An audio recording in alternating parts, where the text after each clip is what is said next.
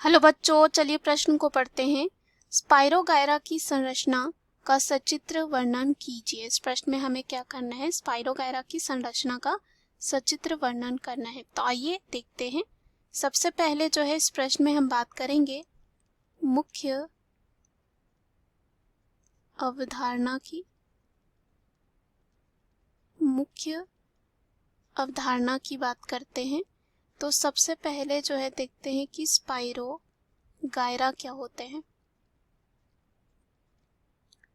Spirogyra क्या होते हैं?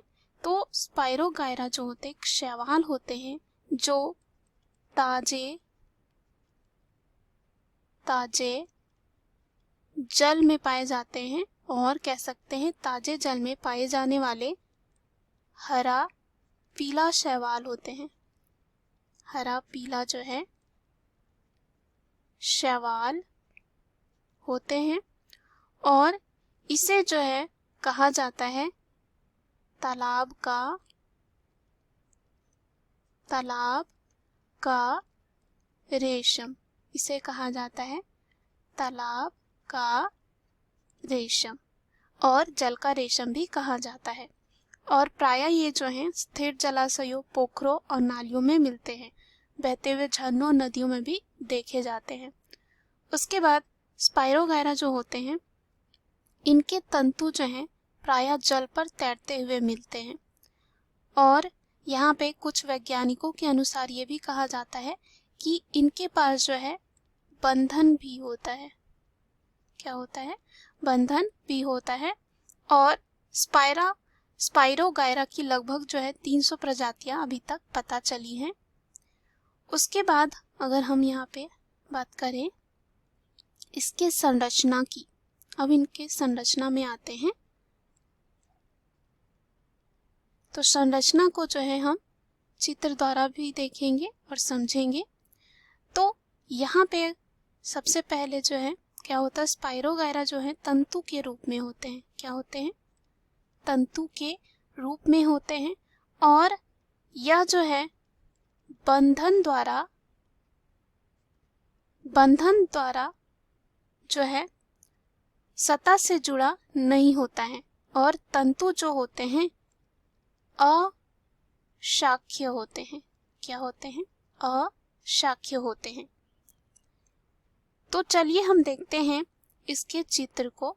तो यहाँ पे जो है चित्र दे रखा है स्पाइरोगायरा का। चित्र जो है एक स्पाइरोगायरा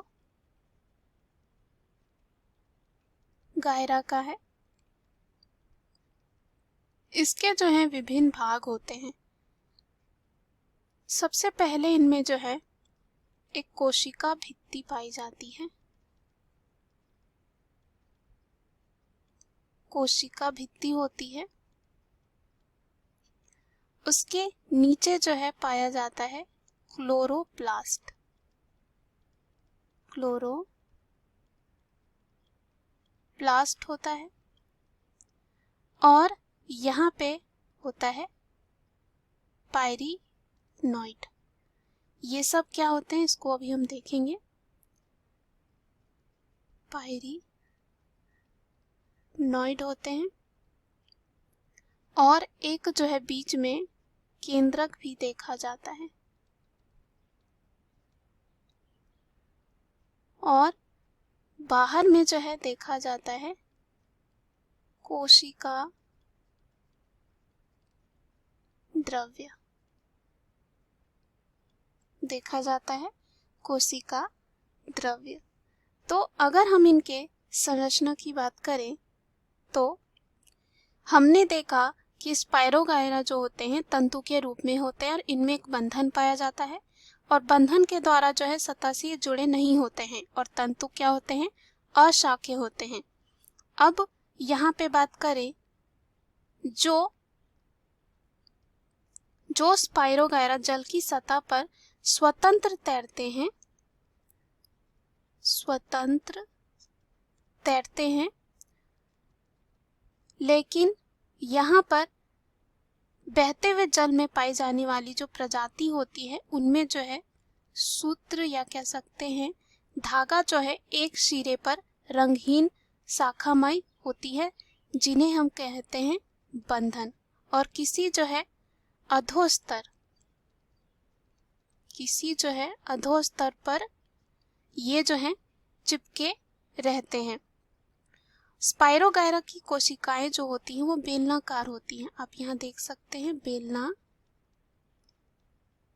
बेलनाकार होती है, और यहाँ पे जो है इनकी जो कोशिका भित्ति होती है, ये जो कोशिका भित्ति होती है 2 स्तर की बनी हुई होती है, 2 स्तर की बनी हुई होती है।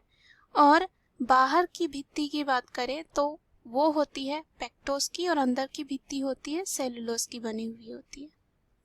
अब यहाँ पे अगर हम इनके क्लोरोप्लास्ट में आते हैं,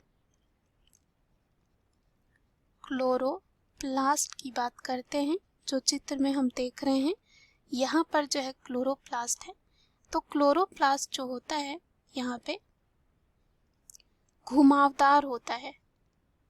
क्या होता है? घुमावदार होता है, जिनका घुमाव बाईं ओर होता है। और क्लोरोप्लास्ट पर जो है पायरिनॉइड्स जो है यहाँ पे उपस्थित होते हैं, और इनमें जो है प्रोटीन के चारों ओर मंड का संग्रह होता है।